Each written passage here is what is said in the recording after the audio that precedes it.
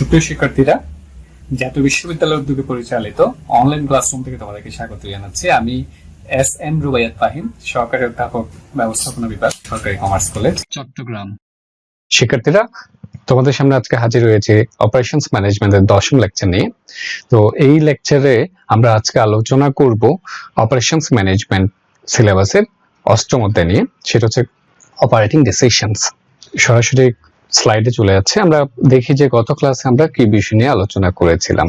গত বিষয় নিয়ে আলোচনা করেছিলাম সেটা ছিল রি ইঞ্জিনিয়ারিং এবং ওয়ার্ক মেজারমেন্ট। আমরা সে বিষয়ে বিস্তারিত আলোচনা করেছিলাম।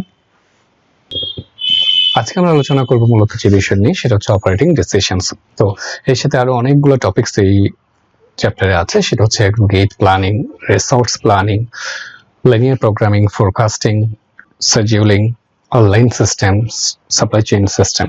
আমরা এই চ্যাপ্টারে অনেকটুকু বিষয় নিয়ে আমরা কথা বলবো। তারপরও আমি মূলত চেষ্টা করব যে বিষয়গুলোকে আমরা আলোচনা করবো সেগুলো যেন আমরা বুঝতে পারি বিষয়গুলো কি। এই চ্যাপ্টারে আলোচনার আগেই আমরা চলে যাই যে বিষয়টা নিয়ে, সেটা হচ্ছে অপারেটিং ডিসিশন গুলা কি। এটা বুঝতে গেলেই সে প্রথম থেকে বিষয়গুলো দেখি যে অপারেশনস ম্যানেজমেন্টের একটা গুরুত্বপূর্ণ কাজ হচ্ছে অপারেটিং ডিসিশন গুলা নিয়ে। অপারেশনস ম্যানেজমেন্ট মানে কি? অপারেশনস মানে হচ্ছে আমরা জানি কোনো র ম্যাটেরিয়ালস থেকে ফিনিশ গুডসে পরিণত করা, ইনপুট, ট্রান্সফরমেশন, আউটপুট। এইটা হচ্ছে একটা প্রসেস। এই প্রসেসটাকে আমরা বলি অপারেশন। আচ্ছা, এই অপারেশনে আমরা ম্যানেজমেন্ট অ্যাপ্লাই করি কিসের জন্য? যাতে অপারেশন কিছু উদ্দেশ্য অর্জন করতে পারি। উদ্দেশ্যগুলো কি কি? এটা হচ্ছে আমরা কোয়ালিটি প্রোডাক্ট যাতে তৈরি করতে পারি, রাইট কোয়ান্টিটি প্রোডাক্ট যাতে তৈরি করতে পারি, রাইট টাইমে যাতে তৈরি করতে পারি, এটা হচ্ছে লো কস্টে বা কম্পিটিটিভ কস্টে যেন আমরা পণ্যগুলো তৈরি করতে পারি। তো এটাই হচ্ছে আমাদের অপারেশনস ম্যানেজমেন্টের মূল উদ্দেশ্য। তো অপারেশনস ম্যানেজমেন্টের মূল উদ্দেশ্য অবশ্যই বিজনেস যে উদ্দেশ্যটা আছে, সেই বিজনেস উদ্দেশ্যটা অর্জন করা। সেটাকে আমরা বলেছিলাম মূলত সেটা হচ্ছে কাস্টমার স্যাটিসফ্যাকশনটা নিশ্চিত করা। এই অপারেশনস ম্যানেজমেন্টকে যদি অপারেশন ম্যানেজমেন্টের উদ্দেশ্যগুলো অর্জন করতে হয়, তাহলে অপারেশন ম্যানেজমেন্টকে অনেকগুলো কাজ করতে হয়, তাই না? অনেক ধরনের ম্যানেজারিয়াল কাজ তারা সম্পন্ন করে। অনেকগুলো ক্লাস আমরা ইতিমধ্যে আলোচনা করেছি। ক্লাসগুলোতে আমরা বিভিন্ন ডিসিশন গুলো মূলত দেখে আসছি। আমরা দেখেছি যে পুরো অপারেশনের যে ইনপুট, ট্রান্সফরমেশন, আউটপুট, এই যে প্রসেসটা আছে, এই প্রসেসের বিভিন্ন ধাপে ধাপে অপারেশন ম্যানেজারকে বিভিন্ন ধরনের সিদ্ধান্ত নিতে হয় এবং সেই সিদ্ধান্তগুলো বাস্তবায়নের জন্য তারা অনেক ধরনের কাজগুলো করে থাকে।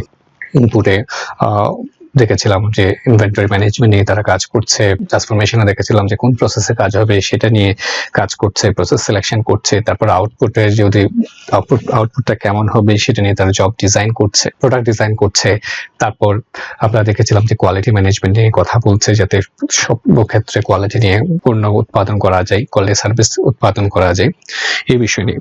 তো আজকে আমরা যে বিষয় নিয়ে কথা বলবো, যে এই অপারেশন ম্যানেজার কাজগুলো করতে গেলে আরেকটা বিষয় করেছিল যে অপারেশন ম্যানেজমেন্টের কাজ করতে গেলে একটা স্ট্র্যাটেজি ফলো করতে হয়, তাই না? অপারেটিং স্ট্র্যাটেজি আমরা দ্বিতীয় অধ্যায়ে সেটা নিয়ে কথা বলেছিলাম আমাদের 3rd লেকচারে। এই যে সকল কর্মকাণ্ডগুলো যদি সম্পাদন করতে চাই অপারেশনস ম্যানেজার, ওনাকে কিছু ম্যানেজিং কাজ করতে হয়, তাই না? ম্যানেজমেন্টের কিছু কাজ করতে হয়। আচ্ছা, আমরা জানি ম্যানেজমেন্টের অন্যতম কাজ হচ্ছে ডিসিশন মেকিং। তাহলে ডিসিশন নিতে হয়। এই ডিসিশনটাকে আমরা মূলত বলছি যে অপারেটিং ডিসিশন। মানে অপারেশনটা ঠিকভাবে সম্পন্ন হওয়ার জন্য অপারেশনের কি কি কাজ করতে হবে, কিভাবে করতে হবে, কোন কোন কাজগুলো করতে হবে, সেই ধরনের যে ডিসিশন গুলো নিতে হয় সেটা হচ্ছে অপারেটিং ডিসিশন। তো আজকে আমাদের আলোচনার বিষয়বস্তু হচ্ছে অপারেটিং ডিসিশন। অপারেটিং ডিসিশন নেওয়ার পরে, তো এরপরে যদি আমরা চাই যে ম্যানেজমেন্টের এরপরে কাজটা কি, ডিসিশনের পরে ম্যানেজমেন্টের মূল কাজগুলো শুরু হয় আসলে ডিসিশন মেকিং ছাড়া, শুরু হয় প্ল্যানিং দিয়ে। তো আজকের যে চ্যাপ্টারগুলো আমরা আলোচনা করব সেই কাজগুলো হচ্ছে মূলত প্ল্যানিং করা। যে অপারেশনের কাজগুলা, প্রত্যেকটা কাজ যদি সম্পন্ন করতে চাই, সঠিকভাবে ভালোভাবে সম্পন্ন করতে চাই, তাহলে আমাদেরকে যে বিষয়ে গুরুত্ব দিতে হবে সেটা হচ্ছে সঠিক পরিকল্পনা করতে হবে। বিভিন্ন ধরনের আমরা পরিকল্পনাগুলো করি। এই পরিকল্পনাগুলো কখন করতে হয়, কি করতে হয়, কোন কাজের জন্য কি কি ধরনের পরিকল্পনা করি, সেটা দেখবো। আর পরিকল্পনা করতে গেলেও আমাকে যেটা করতে হয় সেটা হচ্ছে, পরিকল্পনা করতে গেলে তো বাস্তবতাকে অনুসন্ধান করতে হয়, তাই না? পরিকল্পনা করতে গেলে আমাদেরকে যেটা করতে হয় সেটা হচ্ছে আমার কাছে আগে দেখতে হবে যে আবার কি আছে, আমার রিসোর্স কি আছে, আমার ফোরকাস্টিং করে দেখতে হবে যে আমার সেলস কেমন হতে পারে, আমার সেলস ডিমান্ড কেমন, আমার সাপ্লাইটা কোন অবস্থায় আছে, এবং আমার কাছে কোন কোন প্রোডাকশন কখন উৎপাদন করব সেগুলো আমাকে সময়সূচি তৈরি করতে হবে, আমাকে শিডিউল করতে হবে। এর উপর ভিত্তি করে আমরা আমাদের সাপ্লাই চেইন সিস্টেমগুলো ডেভেলপ করব, যে আমাদের পুরো চেইনটা ঠিকভাবে কাজ করছে কিনা। তো এই হচ্ছে আজকে আমাদের আলোচ্য বিষয়। আমরা এই প্রত্যেকটা বিষয় নিয়ে আলোচনা করব। তবে এক্ষেত্রে আমি শিক্ষার্থীদের একটু বলে রাখি, যেহেতু আমাদের সময়টা খুব কম, আমরা 40 মিনিটের মধ্যে এই ক্লাসটা শেষ করব। এই জন্য আমরা যেটা করব, কিছু কিছু টপিকস হয়তো আমরা একটু দ্রুত যেতে হবে, আমরা দ্রুত স্লাইডগুলো দেখে নিব। তো তারপর আমরা চেষ্টা করি যে আমরা কতটুকু আলোচনা করতে পারি। তবে আমি যেটা চেষ্টা করি সেটা হচ্ছে যে টপিকসে আলোচনা করব সেটা যেন একটু তুমি বুঝতে পারো, যাতে ইন ফিউচার তুমি সেই নলেজটা কাজে লাগাতে পারো। সে বিষয় নিয়ে মূলত আমরা সেভাবেই আমরা চেষ্টা করব। তো আমরা যাচ্ছি নেক্সট টপিকস নিয়ে। আমাদের প্রথমে আলোচনার বিষয় হচ্ছে আজকে এগ্রিগেট প্ল্যানিং। এগ্রিগেট প্ল্যানিং কি সেটা আমি বলবো, তারপরেও এখানে কিছু ডেফিনেশন দেখি কি লেখা আছে। Aggregate planning is concerned with matching supply and demand of output. তাহলে এখানে একটা বিষয় গুরুত্ব দেওয়া আছে, সেটা এগ্রিগেট প্ল্যানিংটা তোমাকে বুঝতে গেলে এটা গুরুত্ব দেখে নিয়ে যে সাপ্লাই এবং ডিমান্ড অফ আউটপুট, মানে তুমি যে ফাইনাল যে প্রোডাক্টটা উৎপন্ন করবা সেটার ডিমান্ড কতটুকু আছে এবং সেটার জন্য সাপ্লাই, ডিমান্ড এবং সাপ্লাই এই দুটাকে মিট করা, মূলত এই দুটার মধ্যে একটা কোঅর্ডিনেশন নিয়ে আসা, ম্যাচ করা। আচ্ছা, তারপর কি লিখেছে দেখো, over the medium time range, তাই না?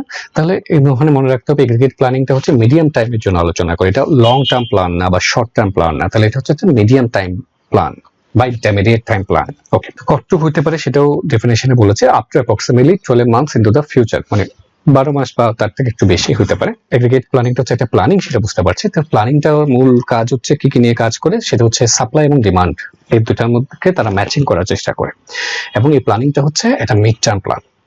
Well, আরো কিছু লেখা আছে, একটু দেখি কি বলে। The term aggregate implies that the planning is done for a single overall measure of output.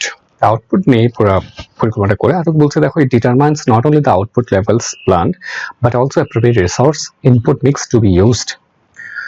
তারপর বলছে combine appropriate resources into general terms, মানে সোজা কথা বলতে গেলে এটা এই পরিকল্পনাটার সাথে শুধু যে আউটপুট বিষয় নিয়ে আলোচনা করে তা না, এর সাথে রিলেটেড কি কি রিসোর্স আছে, এর সাথে সম্বন্ধিত রিসোর্স গুলো নিয়ে এটা পরিকল্পনা করে। তারপর চলে যাচ্ছে যেটা রোল অফ এগ্রিগেট প্ল্যানিং, দেখি প্রথম বলছে যে integral part of the business planning process. তাহলে বিজনেস প্ল্যানিং প্রসেসের সাথে এটা একটা অবিচ্ছেদ্য অংশ, ইন্টিগ্রাল পার্ট। তাহলে ইন্টিগ্রাল থাকে কিসের, যে বিজনেস প্ল্যানিং প্রসেস মানে কি ব্যবসায়ের মূল যে পরিকল্পনাটা থাকে সেটাকে আমরা বলছি বিজনেস প্ল্যান। তার নিচের এগুলাই হচ্ছে আমাদের এগ্রিগেট প্ল্যান। প্রথম বলতেছে support the strategic plan. Strategic plan মানে হচ্ছে একটা লং টার্ম প্ল্যান, বিজনেস প্ল্যানের পরে হচ্ছে স্ট্র্যাটেজিক প্ল্যান থাকে, এগুলোকে সাপোর্ট করে। Also known as the production plan, এটার একটা নাম হচ্ছে production plan. Identifies resources required for operation for the next 6 to 8 months। এখানে এটা গুরুত্বপূর্ণ, আগের ডেফিনেশনে যেটা ছিল না সেটা হচ্ছে এই পরিকল্পনাটা সাধারণত প্রণয়ন করা হয় 6 থেকে 18 মাস সময়ের জন্য, এর থেকে কমও না এর থেকে বেশিও না। Details aggregate production rate and size of workforce required, এর সাথে কি কি প্রোডাকশন সাইজ রেট এই বিষয়গুলো নিয়ে আলোচনা করা আছে। আমরা এখন এই যে এগ্রিগেট প্ল্যানটা ভালো করে বোঝা রাখে, আমরা টোটাল একটা বিজনেসের টোটাল প্ল্যানিং প্রসেসটা নিয়ে একটু কথা বলি। যে কোনো বিজনেস অর্গানাইজেশনে বা যে কোনো অর্গানাইজেশনে আমরা সাধারণত দেখি 3 ধরনের প্ল্যানিং প্রসেস আমরা দেখি। যেমন এখানে দেখাচ্ছে দেখো, সেটা হচ্ছে 3টা লেভেল আমরা ভাগ করেছি। যারা এক্সিকিউটিভস যারা আছেন, ম্যানেজার এক্সিকিউটিভস বা এমপ্লয়ি যারা আছেন, তাদেরকে আমরা সাধারণত 3 ভাগে ভাগ করতে পারি। একটা হচ্ছে টপ এক্সিকিউটিভ, এটা হচ্ছে অপারেশনস ম্যানেজাররা, আর একটা হচ্ছে অপারেশনস ম্যানেজাররা হতে পারে বা সুপারভাইজাররা বা ফোরম্যানরাও হতে পারে। আচ্ছা, তাহলে দেখো টপ এক্সিকিউটিভরাও কি ধরনের কিছু কিছু প্ল্যান করে। ওনারা সাধারণত যে প্ল্যানগুলো করেন সেটা হচ্ছে লং রেঞ্জ প্ল্যানস ওভার 1 ইয়ার, মানে 1 বছরের বেশি সময় বা যত বছর আরো বেশি হতে পারে লম্বা সময়ের জন্য। আমাদের পরিকল্পনাগুলো কেমন কেমন হতে পারে, যেমন রিসার্চ এন্ড ডেভেলপমেন্ট নিয়ে তারা কাজ করেন, নিউ প্রোডাক্ট প্ল্যান, নতুন পণ্য কি কি আসবে না আনবে সেগুলো নিয়ে পরিকল্পনা করা হয়। ক্যাপিটাল ইনভেস্টমেন্ট, ব্যবসায় কত টাকা ইনভেস্ট করবে, কত ক্যাপিটাল খাটাবে, ক্যাপিটালগুলো কোত্থেকে আসবে, এই বিষয়গুলো নিয়ে পরিকল্পনা করা হয়। তারপর হচ্ছে facility location and expansion. Facility location আমরা পড়ে আসছি যে তোমার ফ্যাক্টরিটা বা প্ল্যান্টটা কোন দেশে কোন জায়গায় স্থাপিত হবে, ভেতরের কি কি কেমন পরিস্থিতি তৈরি হবে, আর এক্সপানশন করবা কিনা, তোমার ফ্যাক্টরিটা যদি কখনো বাড়াতে চাও এক্সপানশন করা, এইগুলো আলোচনা এই রিলেটেড পরিকল্পনাগুলো করেন টপ এক্সিকিউটিভসরা, এবং এটা হচ্ছে লং টার্ম প্ল্যান। আচ্ছা, এবার সেই ইন্টারমিডিয়েট রেঞ্জ প্ল্যানস, এটা কারা করেন, এটা সাধারণত অপারেশন ম্যানেজাররা করেন। এই প্ল্যানগুলো হয় 3 থেকে 18 মাসের জন্য। এখানে কি কি থাকে, এখানে থেকে সেলস প্ল্যানিং, বিক্রি কতটুকু করবো, কিভাবে বিক্রি করবো, এই বিষয়গুলো থাকে। তারপর থাকে production planning and budgeting, production related যে বিষয়গুলো থাকে। তার এর সাথে আরো সমন্বিত যে পরিকল্পনার সাথে জড়িত, যেমন সেটিং এমপ্লয়মেন্টটা সেট করা, ইনভেন্টরি নিয়ে পরিকল্পনা, আর সাবকন্ট্রাক্টিং লেভেলস, মানে অন্য কারোকে যদি সাবকন্ট্রাক্ট দেওয়া হয় প্রোডাকশনের জন্য বা সার্ভিসের জন্য, অ্যানালাইজিং অপারেটিং যে প্ল্যানটা আছে সেটা অ্যানালাইজ করা, যে বিষয়গুলো, এই পরিকল্পনাগুলো সাধারণত একজন অপারেশন ম্যানেজার নিয়ে থাকেন। এটা হচ্ছে ইন্টারমিডিয়েট রেঞ্জ। তারপর নিচের দিকে যদি যাই, সেটা হচ্ছে নিচের দিকে কিছু পরিকল্পনা থাকে, সেটাকে আমরা বলি শর্ট রেঞ্জ প্ল্যান। এগুলো হচ্ছে সাধারণত 3 মাসের জন্য। এটা কারা করেন? এটা কিছু অনেক সময় অপারেশন ম্যানেজাররাও করেন। আবার এর কিছু পরিকল্পনা অপারেশন ম্যানেজারদের কোনো এত দরকার হয় না। তাদের নিচু লেভেলে যারা আছেন, সুপারভাইজাররা যারা আছেন বা ফোরম্যানরা যারা আছেন, ওনারা অনেক সময় এই ধরনের পরিকল্পনাগুলো নেন। এগুলোর সাথে হতে পারে জব অ্যাসাইনমেন্ট কাজ আছে, এগুলো আমরা অনেক কিছু আলোচনা করে আসছি। অর্ডার দেয়া, অর্ডারিং, জব শিডিউলিং করা, ডিসপ্যাচিং, ওভারটাইম নিয়ে কাজ করা, পার্ট টাইম হেল্প, এগুলো। আচ্ছা, তাহলে আমরা এরপরে এই যে প্ল্যানিং প্রসেসটা তাহলে মোটামুটি বুঝতে পেরেছি। কিছু থাকে পরিকল্পনাটা হচ্ছে লং টার্ম প্ল্যান, কিছু থাকে ইন্টারমিডিয়েট লেভেলের প্ল্যান, আর কিছু থাকে শর্ট রেঞ্জ বা শর্ট টার্ম প্ল্যান। আচ্ছা, এগুলোর মধ্যে যে অ্যাগ্রিগেট প্ল্যানিংটা সাধারণত কোন লেভেলের? ইন্টারমিডিয়েট লেভেলের যে প্ল্যানিংটা সেটাই হচ্ছে আমাদের অ্যাগ্রিগেট প্ল্যান। এই প্ল্যানিং গুলার আরো কিছু উদাহরণ আমরা দেখি, যেমন শর্ট রেঞ্জ প্ল্যানের মধ্যে কি কি থাকতে পারে, যেমন মেশিন লোডিং, কোন একটা মেশিনে কি কতটুকু লোড করবে না লোড করবে, এগুলা।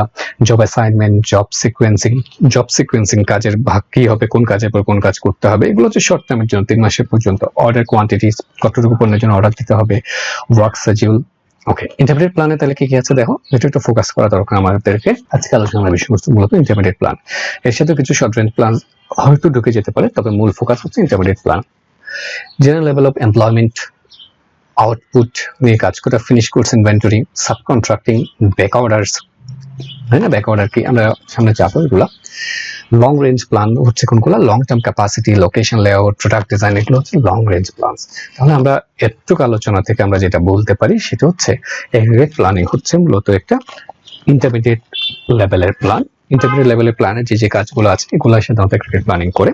তবে এখানে একটা আমরা ছবি দেখছি, দেখো এখানে মূলত উপরের লেভেলে যেগুলো আছে এগুলো হচ্ছে লং টার্ম প্ল্যান। আচ্ছা, তবে এখানে মনে রাখতে হবে সেটা হচ্ছে এগ্রিগেট প্ল্যানিং, যখন এটা প্ল্যান করতে যাই তখন এটার বেস থাকে কিন্তু লং টার্ম প্ল্যান গুলা, তাই না? এই লং টার্ম প্ল্যানের উপর ভিত্তি করে এগ্রিগেট প্ল্যানিং গুলো করে থাকে। যেমন এখানে দেখাচ্ছে, দেখো এগ্রিগেট প্ল্যানিং এ কি কি আছে দেখো, যেমন কোম্পানি পলিসি গুলো এখানে বিবেচনা করতে হয়, ডিমান্ড ফোরকাস্ট করতে হয়, ডিমান্ড কেমন, স্ট্র্যাটেজিক অবজেক্টিভস কি কি আছে, ফিনান্সিয়াল কনস্ট্রেইন, কোম্পানির ফিনান্সিয়াল কনস্ট্রেইন কি অবস্থায় আছে সেটা তোমাকে চিন্তা করতে হবে, ক্যাপাসিটি কনস্ট্রেইন, ওটার ক্যাপাসিটি কি কেমন আছে, এগুলোর উপর ভিত্তি করেই এই যে বললাম demand forecast, company policy, strategic objective, financial constrain, capacity constrain, এগুলোর উপর ভিত্তি করে এগ্রিগেট প্ল্যানিং করা হয়। এগ্রিগেট প্ল্যানিং এর জন্য কি কি নিয়ে প্ল্যান করে? সাইজ অফ দ্য ওয়ার্কফোর্স নিয়ে কথা বলে তারা, ইনভেন্টরি লেভেল, কত লেভেল ইনভেন্টরি থাকবে এটা নিয়ে তারা পরিকল্পনা করে, part of aggregate planning. Regular and overtime production কেমন হবে ইন ইউনিট অফ ডলার বা টাকা যেটাই আসুক। তারপর হচ্ছে সাবকন্ট্রাক্টেড প্রোডাকশন, উৎপাদন করার জন্য যদি কখনো সাবকন্ট্রাক্ট দেওয়ার প্রয়োজন পড়ে সাবকন্ট্রাক্টের জন্য পরিকল্পনা করে, এটা হচ্ছে এগ্রিগেট প্ল্যানিং এর পার্ট। তারপর হচ্ছে ব্যাকলগস, ব্যাক অর্ডার্স আর লস সেলস, এই সবগুলো হচ্ছে আমাদের এগ্রিগেট প্ল্যানিং। তাহলে এগ্রিগেট প্ল্যানিং মানে হচ্ছে এটা মিড টার্ম প্ল্যানিং, এটা অবশ্যই প্রোডাকশন রিলেটেড জড়িত, এর সাথে আরো সাপোর্টিং কিছু কাজ আছে যেগুলো আমরা দেখেছি। এত কথা বলার পরেও যদি আমরা এগ্রিগেট প্ল্যানিং এ যদি আমি একটু সংক্ষেপে, যাতে অনেক কথা বললে অনেক সময় মূল টপিকস থেকে আমরা বাইরে চলে যাই, এই জন্য সংক্ষেপে যদি বলি, in a simple term, aggregate planning is an attempt to balance capacity and demand in such a way that costs are minimized. এটাই হচ্ছে aggregate planning. তাহলে aggregate planning তো মিড টার্ম প্ল্যান, ওকে, তাই না? কোন 6 থেকে 12 মাসের জন্য করে, ওকে, এগুলো তো তুমি বোঝোই, তাই না? এটা হচ্ছে কিছু কাজ আছে। কি কি কাজ আছে? এগুলোর মূল কাজ হচ্ছে কি করা, সেটা হচ্ছে তোমার প্রোডাকশনের জন্য তুমি কতটুকু প্রডিউস করবে, এটার জন্য তোমাকে কি করতে হবে, তোমাকে ডিমান্ডটা দেখতে হবে।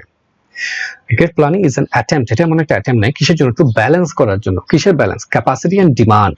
তোমার ডিমান্ড কতটুকু, তোমার ক্যাপাসিটি কতটুকু, এই দুইটাকেই মূলত ব্যালেন্স করা। তাহলে এটার সাথে কিভাবে ব্যালেন্স করবা? এমন ভাবে ব্যালেন্স করবা such a way that cost-টা মিনিমাইজ, যাতে কস্টটা মিনিমাইজ হয়। তুমি এটার জন্য ব্যালেন্স করার জন্য যদি অনেক টাকা ইনভেস্ট করে ফেলো, অনেক টাকা কস্ট হয়ে যায়, এটা কিন্তু না। তাহলে মূল থিম হচ্ছে কস্টটা মিনিমাইজ করতে হবে। আচ্ছা, ডিমান্ড এবং ক্যাপাসিটির মধ্যে কিভাবে ব্যালেন্স করব সেটা একজন অপারেশন ম্যানেজার যখন এগ্রিগেট প্ল্যানিং করেন তখন ওনার সক্ষমতা এখানে আমরা বিবেচনা করি।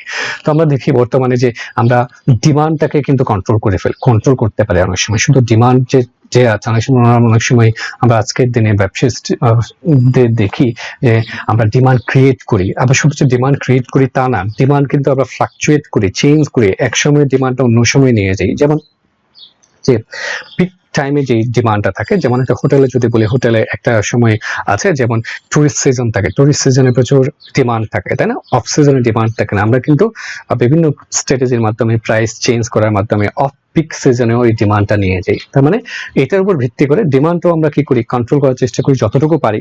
আমরা সেটাকে আমরা ইনক্রিজ করি বিভিন্ন অ্যাডভার্টাইজমেন্টের মাধ্যমে, বিভিন্ন কিছুর মাধ্যমে। ওই ডিমান্ডটা মিট করার জন্য আমার ক্যাপাসিটিকে আমি কি করার চেষ্টা করি, অ্যাডজাস্ট করার চেষ্টা করি, ক্যাপাসিটিকে ডেভেলপ করার চেষ্টা করি। এই ডিমান্ড এবং ক্যাপাসিটিকে ব্যালেন্সিং করার জন্য যা যা করতে হয়, এই যে চিন্তা ভাবনা করতে হয়, যে পরিকল্পনা করতে হয়, সেই পরিকল্পনাটাই হচ্ছে এগ্রিগেট প্ল্যানিং। আচ্ছা, তাহলে আমরা যাচ্ছি অবজেক্টিভ এগ্রিগেট প্ল্যানিং এর। মূল অবজেক্টিভ হচ্ছে তাহলে একটাই, কি করতে হবে তুমি বুঝতে পেরেছো? হচ্ছে minimise total cost across the planned period. তুমি যেই সময়ের জন্য পরিকল্পনা করছো, এই সময়ে তো প্রোডাক্টটা আউটপুট তো আসবে, সে আউটপুটটা মিনিমাইজ করতে হবে। মিনিমাইজ করার জন্যই এত ধরনের কাজকর্ম আমরা সবকিছু করছি। কিভাবে করবো? রিচ অবজেক্টিভ অ্যাডজাস্টিং, এই যে বললাম এই কাজ করতে হবে, না করতে হবে, ডিমান্ড এবং ক্যাপাসিটির মধ্যে তোমার কি করতে হবে, ব্যালেন্স করতে হবে। কিভাবে করবা? কিভাবে করার জন্য তোমার প্রতিষ্ঠানে কিছু রিসোর্স যেগুলো আছে এগুলোকে তোমাকে অ্যাডজাস্ট করতে হবে। কি? যেমন ইনভেন্টরি লেভেল, এটাকে প্রয়োজনে আমরা কমাবো, প্রয়োজনে বাড়াবো। ইনভেন্টরি লেভেল আমরা নিয়ে কাজ করতে পারি। প্রোডাকশন রেট চেঞ্জ অ্যাডজাস্ট করবো জন্য। লেবার অনেক সময় বেশি হলে তাদেরকে আমরা কি করে দেব, ফায়ার করে দেব, তাই না? আবার যদি আরো লাগে তখন রিক্রুট করব। আচ্ছা, ওভারটাইম ওয়ার্ক, যখন আমার প্রোডাকশন আমার যদি বেশি প্রোডাকশন করতে হয় তাহলে আমি প্রয়োজনে ওভারটাইম করাবো। আচ্ছা, সাবকন্ট্রাক্টেড রেট মানে হচ্ছে আমি নিজে একা যদি কোনো কাজ যদি ভালোভাবে সম্পন্ন করতে না পারি, প্রয়োজনে আমি সাবকন্ট্রাক্টের ব্যবস্থা করব। আচ্ছা, তো আমরা যেসব বিষয়গুলো নিয়ে কথা বলেছি, এই পুরো বিষয়গুলো আমরা এখানে একটা 2 মিনিটের একটা ছোট ভিডিওর মাধ্যমে আমরা এটা একটু বোঝানোর চেষ্টা করি।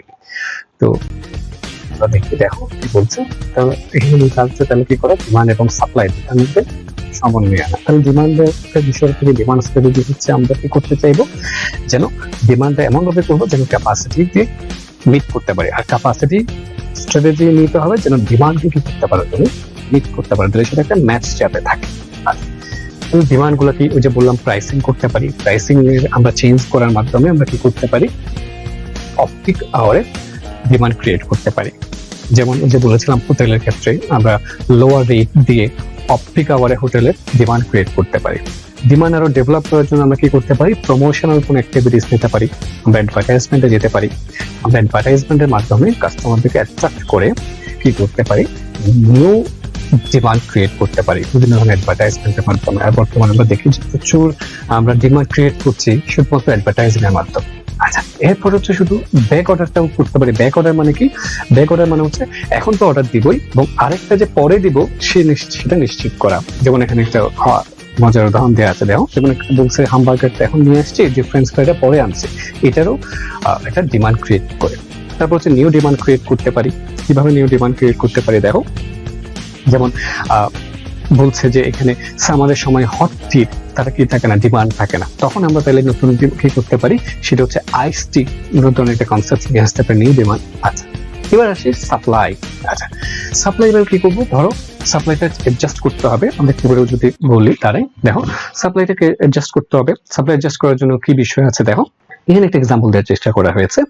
মনে করো যে এখানে প্রত্যেক ওয়ার্কার তারা প্রডিউস করতে পারে 200 ইউনিট পার মান্থ। আচ্ছা, তো 200 ইউনিট যদি প্রোডাক্ট করতে পারে, তাহলে ধরো আমাদের জানুয়ারি এবং ফেব্রুয়ারি দুটো ইনফরমেশন দেওয়া আছে। এখানে দেখা আছে যে নাম্বার অফ ওয়ার্কার 5 জন করে আছে। জানুয়ারি মাসে তোমার টোটাল প্রোডাকশন হয়েছিল 1000, 5 জনের যে 200 করে 1000 প্রোডাক্ট, মানে ফেব্রুয়ারিতে 1000, কিন্তু জানুয়ারিতে তোমার ডিমান্ড ছিল 600, ফেব্রুয়ারিতে ডিমান্ড ছিল 1400। আচ্ছা, এটা হচ্ছে বাস্তব অবস্থা। এগুলোর উপর ভিত্তি করে আমরা মার্চে এবং এপ্রিলে কি অবস্থা হবে সেগুলো আমরা দেখার চেষ্টা করি। ইনভেন্টরি, এটার জন্য আমি ক্যাপাসিটিটাকে কি করব। আচ্ছা, এখন দেখো, ধরো আমরা কি করলাম, ধরো মার্চে আমার কি হয়ে গেছে, মার্চে ধরো আমার ডিমান্ড দেখলাম যে মাত্র 600, মার্চে ডিমান্ড হচ্ছে 600। আচ্ছা, যেহেতু 600, আমার কাছে 5 জন ওয়ার্কার আছে, তাহলে 5 জন ওয়ার্কার, একজন যদি 200 করে হয় তাহলে আমার তো 3 জন ওয়ার্কার দিয়ে কাজ হয়ে যায়। তাহলে আমার তো অলরেডি আছে কয়জন ওয়ার্কার আছে, এখানে 5 জন ওয়ার্কার আছে, তাহলে আমি 2 জন ওয়ার্কারকে কি করে দিতে হবে, আমাকে ফায়ার করে দিতে হবে, তাদেরকে চাকরিচ্যুত করতে হবে। আচ্ছা, এবার আসি এপ্রিলের ধরো এপ্রিলে ধরো দেখলা যে এখানে আমার ডিমান্ড হয়ে গেছে 1200 ডিমান্ড, কিন্তু আমার তো লোক আছে মাত্র 3 জন, তারা 200 করে যদি 600 প্রডিউস করে, তাহলে আমার আরো দরকার, আরো কয়জন দরকার, আমার আরো 3 জন লোক দরকার। তাহলে আরো 3 জন যদি লোক দরকার হয়, তাহলে আমাকে প্ল্যান করতে হবে, আরো 3 জনকে আমাকে করতে হবে, হায়ার করতে হবে। This is the part of aggregate plan. Okay, আরো 2 জনকে আমি হায়ার করব।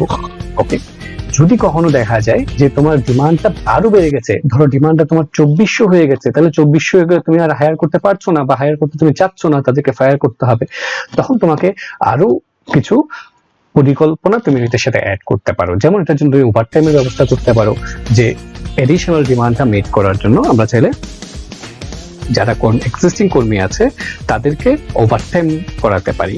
ওভারটাইম দিয়েও কাজ না হলে সাব কন্ট্রাক্ট দিতে পারি, মানে অন্য কোনো প্রতিষ্ঠান থেকে আমার বাকি পণ্যগুলো আমি প্রডিউস করে নিয়ে আসতে পারি সাব কন্ট্রাক্টের মাধ্যমে, এক্ষেত্রেও আমি যেতে পারি, এটা এগ্রিগেট প্ল্যানের পার্ট। অথবা কি করতে পারি, কিছু কিছু কাজ আমরা পার্ট টাইম ওয়ার্কার দিয়েও সম্পূর্ণ করতে পারি, তাই না? আমার তো মূল কাজ হচ্ছে একটাই, সেটা হচ্ছে আমার ডিমান্ডটা আমাকে মিট করতে হবে। তবে ডিমান্ড মিট করার জন্য আমাকে যে ডিসিশনটা নিতে হবে সেটা হচ্ছে মিনিমাম কস্টেই আমাকে মূলত যেতে হবে। তো এই ছিল আমাদের এগ্রিগেট প্ল্যান। তো এগ্রিগেট প্ল্যানটা আমরা মোটামুটি বুঝতে পেরেছি। তো এগ্রিগেট প্ল্যানটার মোট থিম হচ্ছে তাহলে কি, সেটা হচ্ছে তোমার ডিমান্ডটা কতটুকু আছে দেখবা, তারপর ডিমান্ড আমরা চেষ্টা করবো ডিমান্ডটাকে যতটুকু পারি যাতে আমরা অ্যাডজাস্ট করতে পারি। ওকে, এই ডিমান্ডটা অনুযায়ী, ডিমান্ডটা জানার পরে এই ডিমান্ড অনুযায়ী তোমাকে কি করা, এবার তোমার ক্যাপাসিটিকে ডেভেলপ করা বা ক্যাপাসিটিকে মিনিমাইজ করা, যেটাই করো ক্যাপাসিটিটা চেঞ্জের মাধ্যমে তোমার ওই ডিমান্ডটা যেন তুমি ফুলফিল করতে পারো। এই কাজ করার জন্য আগে থেকে পরিকল্পনা করাটাকে বলা হয় এগ্রিগেট প্ল্যানিং। এবার আমরা চলে যাচ্ছি যে এই যে ডিমান্ড যে আমরা জানবো, আমরা এখানে বিভিন্ন সময় দেখলাম যে আমরা এই যে এগ্রিগেট প্ল্যানিং যে করলাম, এগ্রিগেট প্ল্যানিং এর জন্য যেমন আমি একটা এক্সাম্পল দিলাম, এক্সাম্পলে আমরা দেখেছি যে কখনো কখনো ডিমান্ড হচ্ছে আমার 600, কখনো ডিমান্ড হচ্ছে 1200, কখনো ডিমান্ড হচ্ছে 2400। এই যে ডিমান্ডটা আমি কিভাবে জানবো আগে থেকে, এটার জন্য আমাকে যেটা করতে হয় সেটা হচ্ছে ফরকাস্টিং, সেলস ফরকাস্টিং। আচ্ছা, তাহলে এখন আমরা আলোচনা করবো যেটা, সেটা হচ্ছে ফরকাস্টিং। ফরকাস্টিং মানে পূর্বানুমান করা, আগে থেকে বুঝতে পারা। আচ্ছা, তো আগে থেকে কিভাবে বুঝতে পারবো? এটাকে আন্দাজে ঢিল ছোড়া? ব্যবসায়ী লোকজন কখনোই আন্দাজে ঢিল ছুড়ে না। তো এটার জন্য যেগুলো করতে হবে, কিছু আমরা প্রসেস আছে, এই সেলস ফরকাস্টের জন্য আমরা কিছু প্রসেস আছে, সেই প্রসেসগুলো আমরা বিবেচনা করব। আচ্ছা, তো আমরা দেখি যে ফরকাস্টিং নিয়ে কি বলা হচ্ছে। বলছে ফরকাস্টিং ইজ দ্য আর্ট, এটা কিন্তু একটা আর্ট, এটা কিন্তু অন্ধকারে ঢিল ছোড়া না, আর্ট। কিসের art? Of estimating future demand. Future demand যেন আমরা এস্টিমেট করতে পারি, ধারণা করতে পারি। কিভাবে? by anticipating what buyers are likely to do under a given set of future condition, তারা কি তো কিনবে। আচ্ছা, পরে আরো কি লেখা আছে দেখো, a sales forecast is a projection into the future of expected demand given a stated set of environmental condition। যে যে অবস্থাগুলো আছে সেই অবস্থার ভিত্তিতে কতটুকু পণ্য আমার বিক্রি হবে সেটা আগে থেকে অনুমান করতে পারাটাই হচ্ছে সেলস ফরকাস্ট। সেলস ফরকাস্টিং তাহলে কিভাবে করবে? সেলস ম্যানেজার করবে। সেলস ম্যানেজার আন্দাজের কখনো ঢিল ছুড়বে না, এটার জন্য তাকে যেটা কাজ সাহায্য নেবে সেটা হচ্ছে অ্যাকাউন্টেন্টের। এটার জন্য অনেক ধরনের ইনফরমেশন, ডেটাগুলো তারা কালেক্ট করবে, ডেটাগুলো অ্যানালাইসিস করে বিভিন্ন ধরনের অ্যাকাউন্টিং কর্মকাণ্ডের মাধ্যমে সেলস ফরকাস্টিং আমরা করে থাকি। তবে সেলস ফরকাস্টিং কিন্তু আবার বিভিন্ন ধরনের হতে পারে, শর্ট টার্ম ফরকাস্ট হতে পারে, মিডিয়াম টার্ম ফরকাস্ট হতে পারে, লং টার্ম ফরকাস্ট হতে পারে। শর্ট টার্ম ফরকাস্ট গুলো হচ্ছে সাধারণত 3 মাসের জন্য। এখানে আসলে এই 3 মাসের সময়ের জন্য আসলে যেটা দেখা হয় সেটা হচ্ছে, দেখো এটা বলা হচ্ছে the general trend of sales is less important than short term fluctuation. এখানে কিন্তু শর্ট টার্ম জেনারেল ট্রেন্ডটা কি সেটা বিবেচনা করবো না, কারণ তুমি 3 মাসের জন্য একটা সেলস ফরকাস্ট করছো, তাহলে 3 মাসের মধ্যে তোমাকে ট্রেন্ড কি, যেমন আমি যদি তোমাকে বলি যে একটা জেনারেল ট্রেন্ড হচ্ছে কোন একটা অঞ্চলের মানুষজন কি করে, পাঞ্জাবি পরে, তাহলে এই জন্য তুমি যে পাঞ্জাবি প্রডিউস করবা, তুমি ধরে নিবা যে পাঞ্জাবি যেভাবে ট্রেন্ড প্রতি মাসে 100 করে বিক্রি হয়, এই আগামী 3 মাসেও এরকম 100 বিক্রি হবে, এটা কিন্তু তুমি চিন্তা করতে পারবা না, কারণ শর্ট টার্মের কোনো একটা বিষয় এখানে প্রভাব ফেলতে পারে।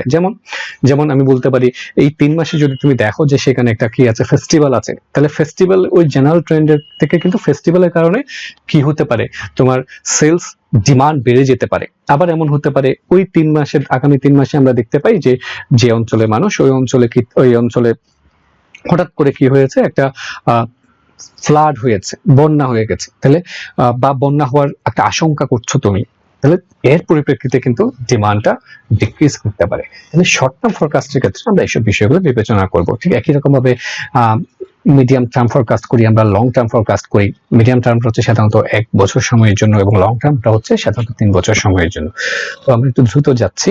লেভেল অফ সেলস ফরকাস্টিং এর ক্ষেত্রে আমরা সেলস ফরকাস্ট কিভাবে করতে পারি, product by product sales forecast করতে পারি। প্রত্যেকটা পণ্যের উপর জন্য যে শার্টের জন্য আমরা আলাদা করে সেলস ফরকাস্ট করতে পারি, যেমন টি শার্টের জন্য। আবার সিজন, এখন একটা সিজন বেস করতে পারি। এই যে গরমের সময় কোনটার ডিমান্ড কেমন হবে, গরমের সময় টি শার্টের ডিমান্ড কেমন হবে, শীতের সময় টি শার্টের ডিমান্ড কেমন হবে, এইভাবে করে। কারণ তোমরা জানো যে বাংলাদেশের প্রেক্ষিতে বিবেচনা করলে যেমন টি শার্টের ডিমান্ড বেড়ে যায় কোন সময়, সামারে, আবার উইন্টার যখন আসে তখন টি শার্টের ডিমান্ড কমে যায়। তাহলে সিজনাল সেলস ফরকাস্ট করতে পারো, জিওগ্রাফিক্যাল সেলস ফরকাস্ট করতে পারো। তুমি চিন্তা করতে পারো যে চট্টগ্রাম অঞ্চলে মানুষজনের কেমন বিক্রি হতে পারে, এই যে জিওগ্রাফিকে বিবেচনায় এনে তারপর সেলস ফরকাস্ট করতে পারো। তো এইসব এভাবে আমরা যেতে পারি। এরপর যাচ্ছি sales importance of sales forecasting. Sales forecasting এর ইম্পর্টেন্স কোথায় কোথায়, এটা সকল জায়গায়, ব্যবসায় সকল সেক্টরে এর সেলস ফরকাস্টের প্রভাব পড়ে। প্রোডাকশনের উপর, পারচেজিং এর উপর, হিউম্যান রিসোর্সের উপর, ফিন্যান্সের উপর, রিসার্চ এন্ড ডেভেলপমেন্টের উপর, মার্কেটিং, প্রত্যেকটা বিষয় তো এখানে এটা ইনফ্লুয়েন্স করে, তাই না? এগুলোর উপর বেস করে সেলস ফরকাস্ট ডিপেন্ড করে। এবার যাচ্ছি সেলস ফরকাস্টিং প্রসেস। এই প্রসেসটা কিভাবে করব? সেলস ফরকাস্ট আমরা বললাম যে sales forecast season by season করতে পারো, প্রোডাক্ট বাই প্রোডাক্ট করতে পারো, কিভাবে করবা, তাই না? তো তার জন্য প্রথমে যেটা করতে হবে সেটা হচ্ছে ফার্স্ট স্টেপ, দেখো বলছে সেটিং গোলস ফর ফরকাস্টিং। এটা একটা গোল ডিপেন্ড করবা যে গোলটা কি। গোলটাকে তুমি অল্প সময়ের জন্য ফরকাস্ট করছো নাকি বেশি সময়ের জন্য, তুমি কি এই প্রোডাক্টের জন্য করছো, কিভাবে করছো, তোমার গোলটা কি। ওকে, সেই গোলের উপর ডিপেন্ড করে ওই রিলেটেড ডেটা তোমাকে গ্যাদার করতে হবে। ওকে, ডেটা গ্যাদার করলাম, ডেটা গ্যাদার করার পর এরপর অ্যানালাইসিস অফ ডেটাগুলো অ্যানালাইসিস করতে হবে। এই অ্যানালাইসিস করার জন্য তোমাকে বিভিন্ন টুলস অ্যান্ড টেকনিক্স অ্যাপ্লাই করি। আমরা সাধারণত অ্যাকাউন্টিং বিভিন্ন টুলস অ্যান্ড টেকনিক্স অ্যাপ্লাই করি, ম্যাথমেটিক্যাল বিভিন্ন টুলস অ্যান্ড টেকনিক অ্যাপ্লাই করি, স্ট্যাটিস্টিক্যাল বিভিন্ন টুলস অ্যান্ড টেকনিক অ্যাপ্লাই করি অ্যানালাইসিস করার জন্য। আচ্ছা, এই অ্যানালাইসিস করার পর choosing the best model for forecasting, দুটো ডেটা যে অ্যানালাইজ করো, ওই ডেটার উপর ভিত্তি করে ওই তুমি সেলস ফরকাস্টিং এর জন্য কোন একটা মডেল বেছে নিতে পারো। কোন মডেলে তুমি সেলস ফরকাস্ট করবা, ওয়েল তারপর ফাইনালি হচ্ছে তুমি ফরকাস্ট করবা। ওয়েল লাস্ট স্টেজ হচ্ছে ফরকাস্টের পরের স্টেজ হচ্ছে ইভালুয়েশন অফ ফরকাস্টিং আউটকাম। তুমি যেটা ফরকাস্ট করেছো সেটাকে ইভালুয়েশন করে দেখতে হবে। এটা খুবই গুরুত্বপূর্ণ। আমাদের বিজনেসের আউটপুটেও আমরা দেখেছি, আমরা যে কোনো সিদ্ধান্ত নেওয়ার আগে আমি ক্যালকুলেশন করে যেটা পেয়েছি সেটাকে ইভালুয়েট করে দেখি। এই ছিল আমাদের সেলস ফরকাস্ট। তো সেলস ফরকাস্ট খুবই গুরুত্বপূর্ণ ডিমান্ড অ্যানালাইসিসের জন্য। এই ডিমান্ড জানার পর এটার ভিত্তি করে আমরা রিসোর্স প্ল্যানিং করি। রিসোর্স প্ল্যানিং করে এই সবগুলো হচ্ছে এগ্রিগেট প্ল্যানিং। আচ্ছা, এবার আমরা যাচ্ছি যে বিষয়টা, সেটা হচ্ছে আমাদের অপারেশন শিডিউলিং। আচ্ছা, তো অপারেশনস কর্মকাণ্ডের জন্য শিডিউল করা মানে হচ্ছে সময়সূচি তৈরি করা। শিডিউল নিয়ে আমরা আগেও কথা বলেছি। সেটা হচ্ছে এই অপারেশন কাজটা সূচি করে দেয়া, মানে কোন সময় কোন কাজটা হবে সেটা আগে থেকে ভাগ করে দেয়া। যে আমি যদি বলি জানুয়ারি মাসে সেটা তৈরি করবো, এটা না। প্রত্যেকটা বিষয় কোন পার্টস কোন সময় তৈরি হবে, কখন তৈরি হবে, শুধু যে প্রোডাক্ট তৈরি হবে তাই না, তার সাথে রিসোর্সও। আচ্ছা, আমরা দেখি বোধহয়, তারপরে যাই। শিডিউলিং এর এখানে একটা খুব ভালো ডেফিনেশন দেয়া আছে। কি বলছে দেখো, বলছে scheduling refers to a process, এটা ডেফিনেটলি একটা প্রসেস। কিসের জন্য? প্রিপেয়ারিং এ টাইম টার্গেট। এটা হচ্ছে আমরা একটা সময় নির্ধারণ করা যায়, টাইম মানে কোন কাজ কোন সময় হবে, কোন এটা টার্গেট নির্ধারণ করা, তৈরি করার এটা প্রসেস। কিসের জন্য? যেহেতু for all production operation including, এটার মধ্যে কি কি ইনক্লুড থাকে এটা আমরা মনে করতে হবে। দেখো, set up and other preparation time in executing a production order in the manufacturing organisation. Production অর্ডারটা কমপ্লিট করার সাথে শুধু যে কাজটা হয় না, কাজটা কোন একটা কাজ হওয়ার জন্য যে প্রিপারেশন লাগে, যে সেটআপ লাগে, ওই প্রিপারেশনটা কোন সময়ে হবে। মানে সোজা কথা আমি তোমাকে বলতে পারি যে কোন একটা শার্ট তৈরি হবে, শার্টের জন্য কাপড়টা কখন কিনবো, কাপড়টা কোন সময়ে কেনা হবে, সেলাই মেশিন কখন কেনা হবে, এটা কোন সময়ে বসানো হবে, কখন মেশিনে কাপড়গুলো ঢোকানো হবে, কখন মেশিন থেকে ফাইনাল হবে, এই প্রত্যেকটা জিনিসের তুমি সময়টা নির্ধারণ করে দেবা। হচ্ছে operation scheduling. It covers the following areas in particular. কি আছে দেখো, আমরা একটু দ্রুত পড়ে যাচ্ছি। Assigning job to a particular worker center machine, time of assignment of job and completion, allocation of resources like manpower and material, কখন মানুষকে নিয়োগ দিবা সেটাও ঠিক নির্ধারণ করতে হবে। টাইম সিকোয়েন্স অফ অপারেশন কোন কাজের পর কোন কাজ হবে এটাও, feedback and control function to take care of the deviation, যদি কখনো ডেভিয়েশন হয়ে যায়, যদি কোনো শার্ট তৈরি করেছো শার্টটা দেখা গেছে যেভাবে তুমি চিন্তা করেছিলে সেভাবে হয়নি, এটা কারেকশন করার জন্য কোন সময় তুমি কারেকশন করবে সেটাও সময়সূচি তুমি নির্ধারণ করে ফেলা, বা সেটাকে আমরা বলছি operation scheduling. Objectives of operation scheduling তুমি বুঝতে পারছো, তারপর আমরা একটু করে দেখি এটার মূল উদ্দেশ্য হচ্ছে কি making efficient use of labour. এটা নির্ধারণ করার সবচেয়ে গুরুত্বপূর্ণ ইউজ হচ্ছে লেবারটা যেন এফিশিয়েন্টলি ব্যবহার করতে পারি, লেবারটা যেন কি না হয় আনইউজড না থাকে, লেবারটাকে যাতে সর্বোচ্চ লেবারটা আমরা ব্যবহার করতে পারি। Making best possible use of equipments that are available for the use, যে ইকুইপমেন্ট গুলো আছে এগুলো যেন সর্বোচ্চ ব্যবহার হয়, ইনক্রিজিং দ্য প্রফিট যাতে সবচেয়ে বেশি হয়, সবকিছু মূল উদ্দেশ্য তো ইনক্রিজিং দ্য প্রফিট, তাই না? যেমন আমি যদি এটাকে একটু ব্যাখ্যা করে বলি যে তোমার যদি শিডিউলিং যদি তুমি খুব ভালো করে করতে পারো তাহলে তোমার কি হবে, তোমার লেবার মানে প্রত্যেকটা রিসোর্স, ম্যান বলি বা মেশিন বলি, রিসোর্স গুলো সঠিকভাবে ব্যবহার হবে। আচ্ছা, রিসোর্স গুলো যদি সঠিকভাবে ব্যবহার হয় তার পরিপ্রেক্ষিতে তোমার কি হবে, তোমার মানে টাইমলি বা র্যাপিড টাইমে তুমি কি করতে পারবা, প্রোডাকশন করতে পারবা, এবং সঠিকভাবে ব্যবহার হলে তোমার কস্ট কম হবে, তোমার লো কস্টে তুমি কি করতে পারবা, প্রোডাক্টটা তৈরি করতে পারবা। ওকে, আবার খুব বেশি প্রোডাক্ট তৈরি করতে পারবা, কোয়ান্টিটি প্রোডাক্ট তুমি তৈরি করতে পারবা, কোয়ান্টিটি। আচ্ছা, আবার প্রত্যেকটা যদি তুমি ঠিকভাবে যদি আগে থেকে সূচি করে যাও তাহলে তোমার কি হবে, তোমার কোয়ালিটি প্রোডাক্ট তৈরি হবে। আচ্ছা, তার মানে কি হলো, অপারেশন ম্যানেজমেন্টের যে মূল উদ্দেশ্য কোয়ালিটি, কোয়ান্টিটি, টাইম, কস্ট সবগুলো উদ্দেশ্য অর্জিত হবে। আর এই সবগুলো উদ্দেশ্য যদি অর্জিত হয় তাহলে তোমার কি হবে, তোমার কাস্টমার স্যাটিসফ্যাকশন হবে। আচ্ছা, কাস্টমার যদি স্যাটিসফাই হয় তাহলে কাস্টমাররা অনেক বেশি পণ্য কিনবে, আর অনেক বেশি যদি তোমার পণ্য কেনা যায়, যত বেশি পণ্য সেলস হবে তত বেশি তোমার কি হবে, প্রফিট নিশ্চিত হবে। তার মানে আমরা বুঝতে পারছি প্রত্যেকটা জিনিসের সাথে এই ব্যবসায়িক যে মেইন গোল প্রফিট ইনক্রিজ করা সেটা জড়িত। তাহলে আমরা বাকি উদ্দেশ্যগুলো একটু দ্রুত চোখ বুলিয়ে যাই। Increasing the output, improving the service level, সার্ভিসের ক্ষেত্রে এটা হতে পারে maximizing the delivery performance, meeting the delivery dates, minimizing the inventory, reducing the manufacturing time, minimizing the production cost, minimizing the worker cost, সবগুলো আমরা আশা করি বলে ফেলেছি। এবার যাচ্ছি এইগুলো করার জন্য অপারেশন শিডিউলের জন্য তোমার ফাংশনটাকে তোমার কি কি করতে হবে। এটাকে সূচিটাকে আমি চোখ বন্ধ করে এমন করলে হবে যে আমি চোখ বন্ধ করে একটা জায়গায় বসে আছি কি করে ফেলে একটা সূচি করে ফেললাম যে এই সময়ের মধ্যে এটা হবে, এই সময়ের মধ্যে এটা হবে, এই সময়ের মধ্যে এটা হবে। এটা কখনো সম্ভব না। যদিও আমরা থার্ড ওয়ার্ল্ড কান্ট্রিজ গুলাতে এই বিষয়টা দেখি, আমরা দেখি যে আমরা যদি পড়াশোনার ক্ষেত্রে যদি বলি যে আমরা দেখি আগে থেকে একটা সময়সূচি নির্ধারণ করে দেয়া থাকে যে এই সময়ের মধ্যে এই পরীক্ষা হবে, এই সময়ের মধ্যে এই পরীক্ষা হবে, এইভাবে বলা দেয়া থাকে। আসলে এগুলো কিন্তু ডিপেন্ড করে সিচুয়েশনের উপর, মানে সবকিছুতে একসাথে বলে দেওয়া যায় এটা কিন্তু না। আচ্ছা, আমরা সামনে যাব। বলতে দেখো, এটার জন্য তোমাকে যেটা করতে হবে, অ্যালোকেশন অফ দ্য রিসোর্স করতে হবে, সব ফ্লোরটাকে কন্ট্রোল করতে হবে, making maximum use of the plant and minimum possible cost, ensure that the needs of the manpower are optimum, determination of the sequence of the jobs.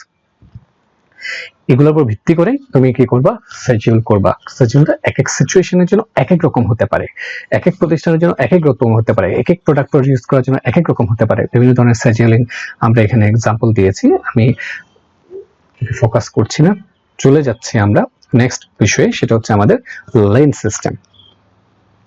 আচ্ছা, আমরা বলি যে তাহলে শিডিউলিংটা বুঝতে পেরেছো তুমি, না? শিডিউল মানে হচ্ছে একটা সময় নির্ধারণ করে দেয়া, প্রোডাকশনটা কখন হবে বা সার্ভিসটা কখন প্রডিউস হবে, তার জন্য কি রিসোর্স পরিকল্পনা করব, তার জন্য কোন এমপ্লয়িদেরকে কখন নিয়োগ করব, তাদেরকে কখন ট্রেনিং করব, মানে প্রত্যেকটা কিছু অপারেশন প্রসেসের প্রত্যেকটা জিনিস কখন হতে পারে সেটা সময়টা নির্ধারণ করে দেয়া। আর সময় নির্ধারণ করার জন্য তোমাকে কি করতে হবে, অবশ্যই তোমাকে ব্যাকওয়ার্ড অ্যাক্টিভিটিস করতে হবে, তাই না? তোমাকে প্রোডাকশন দেখতে হবে, তোমার রিসোর্স কেমন আছে, তোমার প্রোডাকশনটা কেমন, মানে মাঠ পর্যায়ে তোমার অভিজ্ঞতা থাকতে হবে। ওকে, আমরা এবার চলে যাচ্ছি লেন সিস্টেম। লেন সিস্টেমটা কি দেখো, বলছে সিস্টেমেটিক অ্যাপ্রোচ। এটা কিসের জন্য? To the identification and elimination of waste and non value added activities.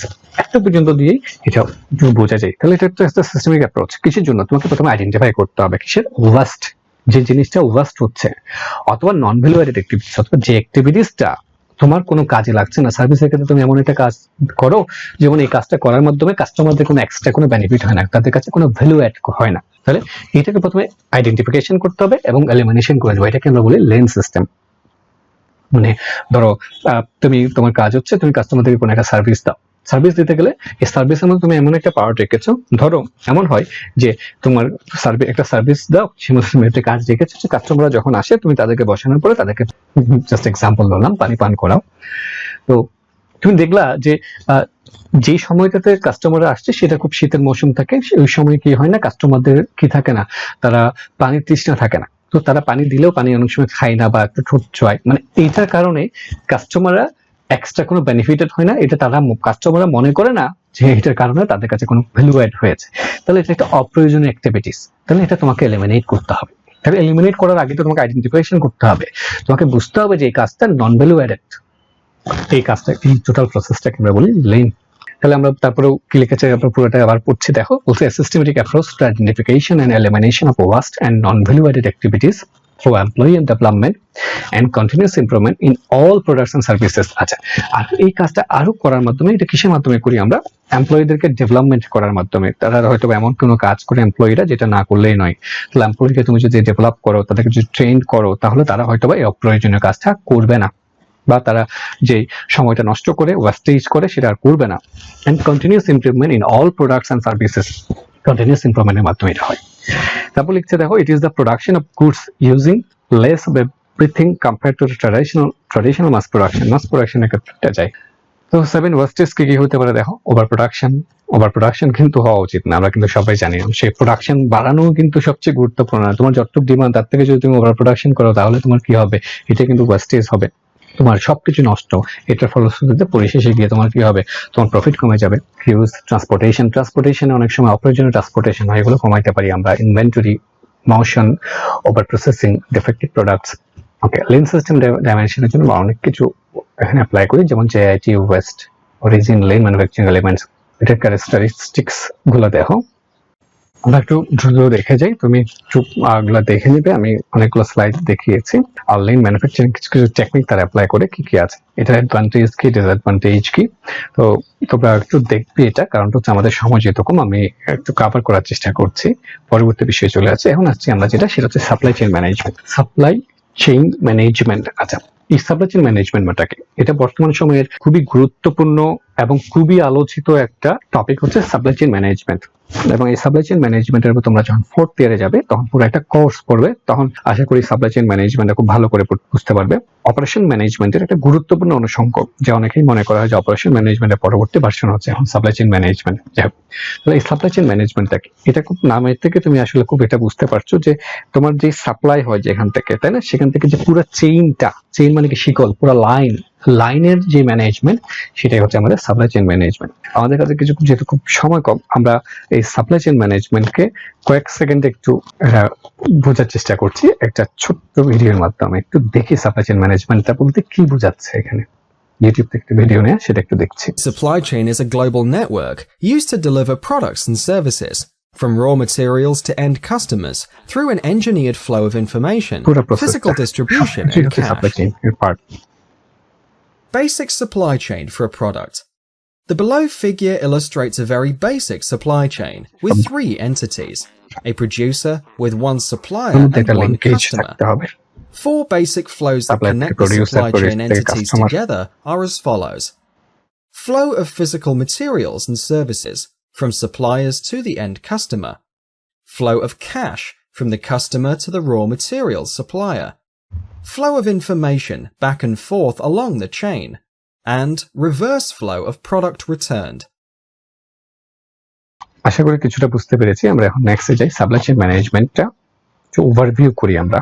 তো সাপ্লাই চেইন ম্যানেজমেন্টটা কি বলছে দেখো, supply chain management is one of the key areas within the business consulting work group that helps develop, implement new supply chain. তারপর বলছে the management of supply chain of goods as a process from supplier of raw materials or components to the manufacturer, মানে raw materials থেকে manufacturer কাছে, এখান থেকে to the distributor থেকে to the wholesale buyer to the end customer, মানে পুরো লাইনটা, পুরো চেইনটাই সাপ্লাই চেইন ম্যানেজমেন্টের পার্ট। আর ম্যানেজমেন্ট যখন অ্যাপ্লাই করা হয় তোমরা বুঝতে পারো, যাতে এই প্রসেসটা যাতে খুব ভালোভাবে সম্পন্ন হয়, এখানকার প্রত্যেকটা ধাপে ধাপে যাতে আমরা প্রত্যেকটা রিসোর্স, প্রত্যেকটা বিষয় যাতে এফেক্টিভলি অ্যান্ড এফিশিয়েন্টলি যাতে ব্যবহার করতে পারি, এই জন্যই এই সাপ্লাই চেইনটার মধ্যে আমরা ম্যানেজমেন্টকে অ্যাপ্লাই করি। তারপর বলছে the management and control of all materials and information in the logistics process from acquisition of raw materials to delivery to hand of the user. মানে পুরো প্রসেসটা, মানে পুরো লজিস্টিক্স, মানে পুরো বিষয়টা আমি অ্যাকুইজিশন থেকে শুরু করে প্রসেস করে ডেলিভারি পর্যন্ত পুরো প্রসেসটা, এই যে সাপ্লাইয়ের যে চেইন, এটা পুরোটা জুড়ে আমরা সাপ্লাই চেইন ম্যানেজমেন্ট অ্যাপ্লাই করি এখানে, যাতে এফেক্টিভ অ্যান্ড এফিশিয়েন্টলি এটা ব্যবহার করতে পারি। তাহলে দেখো যে সাপ্লাই চেইনটা, এটা হচ্ছে পুরোটা একটা চেইন, কিন্তু দেখো হ্যাঁ, এটা সবকিছু বিষয় এখানে জড়িত। বর্তমানে সাপ্লাই চেইন ম্যানেজমেন্টের আওতাটা দিন দিন বাড়ছে। সাপ্লাই চেইন একটা ম্যানুফ্যাকচারিং অর্গানাইজেশনে কেমন হতে পারে দেখো, যে সাপ্লায়ার এ, বি, সি, তিনটা সাপ্লায়ার থাকতে পারে। এখান থেকে তারা নিয়ে আসার পর স্টোরেজ হয়, এরপরে পরবর্তীতে তারা এখান থেকে স্টোরেজ হওয়ার পর সেটা আবার ডিস্ট্রিবিউটরের কাছে যায়, ডিস্ট্রিবিউটর থেকে রিটেইলারের কাছে যায়, রিটেইলার থেকে কাস্টমারের কাছে যায়। এই পুরো চেইনে যত ডিমান্ড এবং সাপ্লাই, এই দুটার মধ্যে যেন একটা কি থাকে, সামঞ্জস্য থাকে, কোনো যাতে কনফিউশন ক্রিয়েট না হয়। তারপর আমরা দেখতে পাচ্ছি যে সার্ভিস অর্গানাইজেশনের ক্ষেত্রে কেমন আসে, যেমন এটা সরাসরি স্টোরেজ হয়, তারপর সেখানে ডিস্ট্রিবিউটরের কাছে যায়, ডিস্ট্রিবিউটর থেকে কাস্টমারদের কাছে যায়। তো এই ছিল আজকে আমাদের আলোচনা। আমি অনেক কথা বলার চেষ্টা করেছি এই অল্প সময়ের মধ্যে। তো আমরা আজকে আলোচনা করেছি যেটা, সেটা হচ্ছে অপারেটিং ডিসিশন। অপারেটিং ডিসিশন মানে হচ্ছে পুরো অপারেশন ম্যানেজমেন্টের মূল উদ্দেশ্য অর্জন করার জন্য পুরো অপারেশনের প্রত্যেকটা স্টেজে কি করতে হবে না করতে হবে সেজন্য যে ডিসিশনগুলো নিতে হয়, সেটা হচ্ছে অপারেটিং ডিসিশন। অপারেটিং ডিসিশনের জন্য মূলত তাহলে যেটা করতে হয় সেটা হচ্ছে অপারেশন কর্মকাণ্ডগুলো, অনেকগুলো বিষয় আছে, সে ধরনের অনেকগুলো প্ল্যানিং আমরা দেখেছি। অ্যাগ্রিগেট প্ল্যানিং আসলে বুঝতে হবে তোমার কি কি ডিমান্ড কি, এই অনুযায়ী তোমাকে যেটা করতে হবে। রিসোর্স প্ল্যান করতে হবে, রিসোর্স প্ল্যান করার পর তোমার ক্যাপাসিটিটা ডেভেলপ করার মাধ্যমে তোমার যে ডিমান্ড আছে, ডিমান্ডটা ফুলফিল করার চেষ্টা করবে। আমি আর এখন শেষ করছি। আমরা সবার প্রতি আবারও শুভকামনা থাকবে। আশা করছি সবাই ভালো থাকবে, সুস্থ থাকবে, সুন্দর থাকবে। ধন্যবাদ।